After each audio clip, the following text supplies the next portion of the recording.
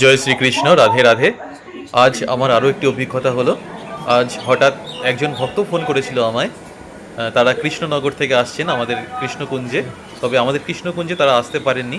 তারা বলছিলেন যে, দাদা আমি বনগাঁ স্টেশন থেকেই আপনাকে বিগ্রহ দেব, কারণ আমাদের একটা জায়গায় যেতে হবে। আপনার ওখানে গেলে হয়তো ট্রেনটা পাবো না, সেই জন্য আপনি যদি একটু আসেন তাহলে আমি আপনার হাতেই বিগ্রহটা দিয়ে দেবো, আপনি অঙ্গরাগ করে কিছুদিন পরে আমাকে তাহলে দেবেন। সেই কথা মতো আমি স্টেশনে পৌঁছলাম, এবং কিভাবে তারা আমাকে বিগ্রহ দিল সেই সুন্দর মুহূর্তগুলো আমি আপনাদের সাথে একটু শেয়ার করলাম। ভগবান সকলের মঙ্গল করুক। রাধে রাধে।